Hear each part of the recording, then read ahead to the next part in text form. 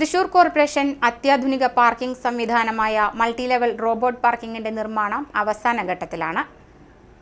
സേവനങ്ങൾ പെട്ടെന്ന് ലഭിച്ചാലും വാഹനമെടുത്ത് മടങ്ങിപ്പോകാൻ പറ്റാത്ത വിധത്തിൽ പാർക്കിംഗ് ബുദ്ധിമുട്ട് നേരിടുന്ന കോർപ്പറേഷനിലെ ആ പഴയ പാർക്കിംഗ് രീതിയോട് നമുക്കിനി വിട പറയാം. മൾട്ടി ലെവൽ റോബോട്ട് പാർക്കിംഗിന്റെ ട്രയൽ റൺ അടുത്ത ആഴ്ച നടക്കും.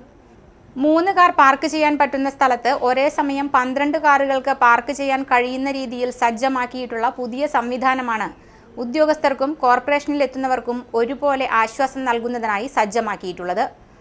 സ്ഥലപരിമിതി മൂലം ബുദ്ധിമുട്ടുന്ന കോർപ്പറേഷൻ അങ്കണത്തിലെ പഴയ കുടുംബശ്രീ ക്യാൻറ്റീൻ പൊളിച്ചു നീക്കിയാണ് മൾട്ടി ലെവൽ പാർക്കിംഗ് സംവിധാനം ഒരുക്കിയിട്ടുള്ളത്.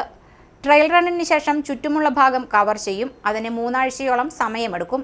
നിലവിൽ വയറിംഗ്, സെൻസർ, ഓട്ടോമേഷൻ പ്രവൃത്തികൾ നടന്നുകൊണ്ടിരിക്കുകയാണ്.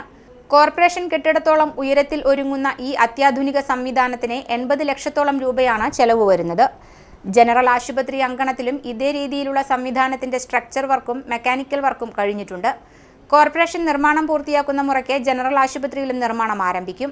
നഗരത്തിൽ 10 ഇടങ്ങളിലാണ് ഇത്തരത്തിലുള്ള സംവിധാനം ഏർപ്പെടുത്തുന്നത്. ഇതിനായി മുൻ സാമ്പത്തിക വർഷം ബജറ്റിൽ നിർദ്ദേശിക്കപ്പെട്ട പ്രകാരം 8 കോടിയോളം രൂപയാണ് വകയിരുത്തിയിട്ടുള്ളത്.